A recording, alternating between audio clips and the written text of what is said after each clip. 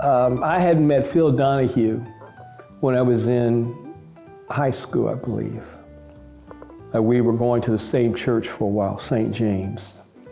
And I watched what he did at one of the TV stations, and I said, I like to do what he's doing. And from then on, I followed, the national broadcasters as well as the local. And I liked what they did, and I liked the whole idea of being before a mic, I said a DJ, but I knew I couldn't do that. I think I was going to do something along the lines of talk radio. And then I got involved with C.J. McGlynn Jr. I was a part of the Young Democrats of the Voters League. And of course, C.J. was the president, or very much his grandfather actually created the Democratic Voters League. And so then I got into politics, and I got a job in the clerk of court's office. I got to work with candidates. But I still was pursuing an interest in broadcasting. So I went to Sinclair, and then went to University of Dayton, got a degree in communication arts, thinking I was going to be a talk show host or some form of television and radio personality. The politics won out. So then I got more involved in politics, worked in the clerk of court's office, became a bailiff for a judge, then I went to the State House. And so I say that to you because I still have the interest of broadcasting in my blood, but I chose the political arena over the broadcasting arena. And so for me, I guess my answer to the question is be prepared. Do your very best, go to school, get a degree, or get a skill set. Then you can choose what you want to do.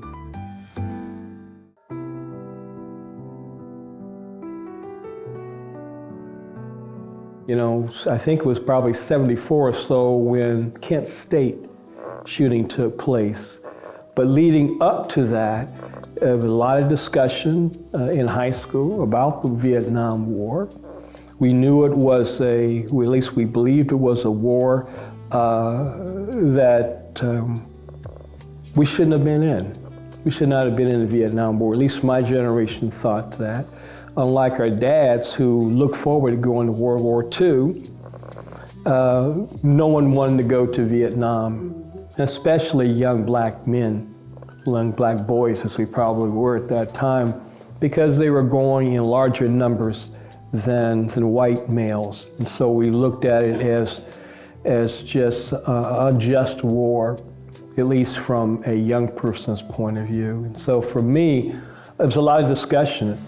And probably, I graduated in the 70s, so probably in the late 60s or so, the draft changed to some kind of numerical system.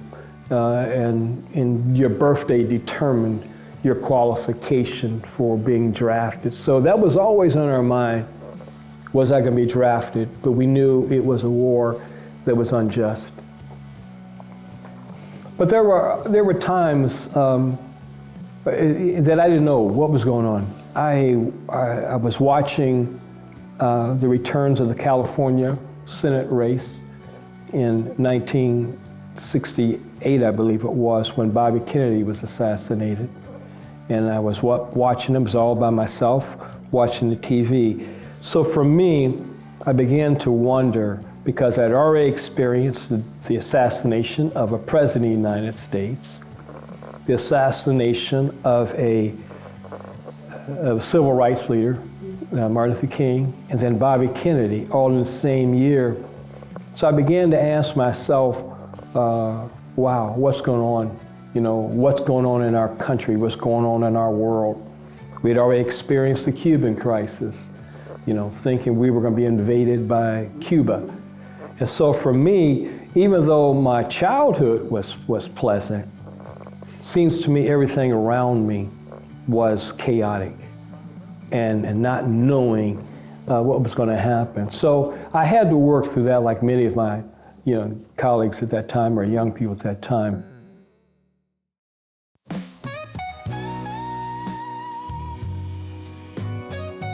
But I didn't get to know this area until probably early 70s when I worked in the courthouse, and we would come over to a private restaurant over here called Swats. And I know anybody who lived in Dayton for a long time knows about Swats. It's not too far from this building here. And I knew of Swats, but we would go there to lunch, every so often. But I knew this was also a historical area because of a theater on the corner here. I think it was Palace Theater or something. And I understand that anybody who was anybody would go perform at the Palace and then come down the street to Swats. So I knew this West 5th Street had a historical marking. This building, the 5th Street Y, I think a lot of people came here for lunch, but also it was probably one of the few recreational spots for blacks to come to. But going back then, I had to think about it. Every young man, little boy, played on a baseball team. And we had baseball teams in every park. And so for me, going back to that safety net question, I played St. James WDAO-AVI, where the highway is at right now. 75 is where baseball field, and I played there. A lot of my friends and brothers played at Burkham. We had Westwood Park. So it was really an opportunity for us to, let our skills develop. But this was a very historical area, I know that. And so 3rd Street is probably our shopping area. I don't think we went beyond 3rd Street because right after 3rd, going north was the Jewish community. And my dad would bring us down to, I think it was Winter's Bank on the corner, 3rd and Broadway, and we would bank there, and then we would go down to McGuire's, and later on I got to find out there were some nice clothing stores on both sides of the street. So 3rd Street was really the boundary.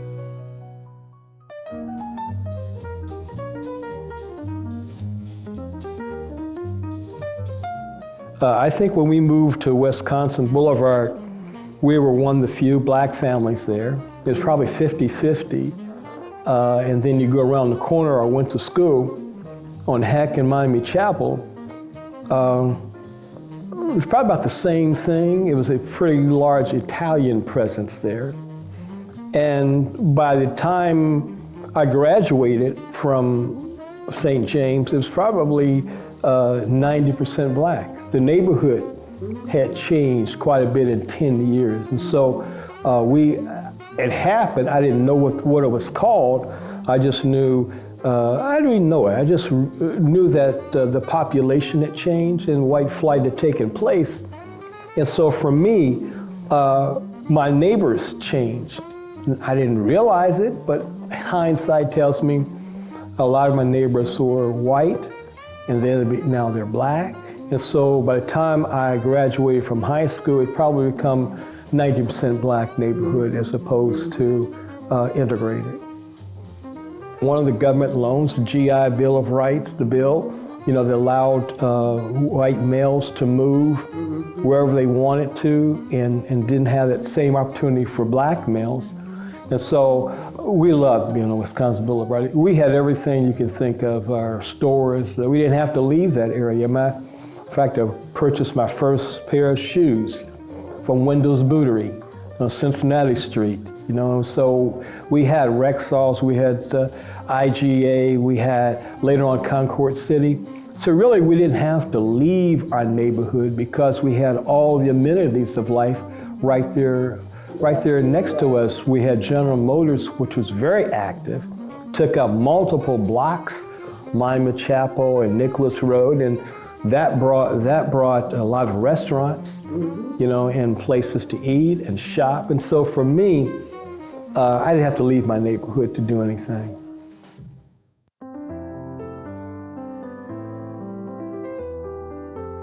I work at Sinclair, run a leadership program for students on the concept of servant leadership. And I was trying to be politically correct for years and said, not so successful, but until I learned that failure is a part of the success process, it clicked.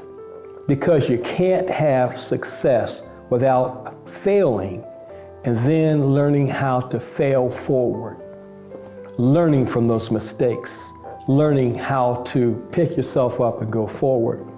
So for me, I learned early on that you gotta pick yourself up, but I didn't put it together until later on when I started understanding that part of the success process is learning to fail forward.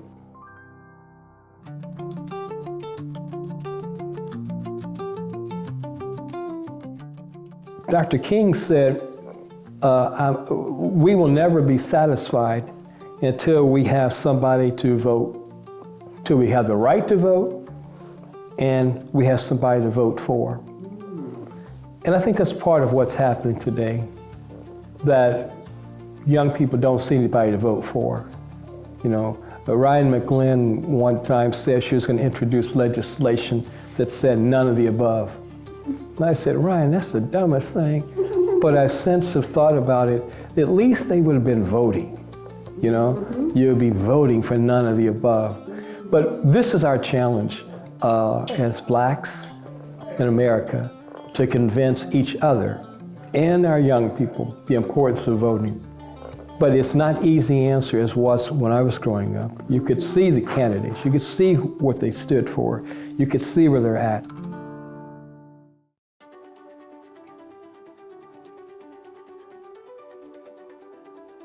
I'm convinced that God gave each and every one of us a skill and a purpose. It's our job is to find that skill, find that purpose, and to pursue it as widely as you can, knowing that it may not be what you originally set out to do, be a broadcaster. But something's going to happen. You have to be prepared for it. And politics won out in this case. And so for me, the word, what I would like to share with young people is challenge yourself. Don't be afraid to fail. Don't be afraid. I know it's easier said than done, but I think that would be the first thing. The other thing I think would be, there is hope. There's always hope. And I think the more we challenge ourselves, challenge our communities, challenge the world in which we live, we can make a difference. And we have to want to be a part of that difference. As I started out to say, I'm 71. My mother's 101. So I think God's given me some time to do some more of these things. I may not be 100 or 101 like my mother, but I know that we have to spend every hour on this earth trying to become and trying to make the world better. It's that old saying, we have to make this a more perfect union. And this is what we have to work on. Ourselves and the world in which we live, so we all have to contribute. We have to leave more than we take away, I guess is what I'm saying, in the space we are given.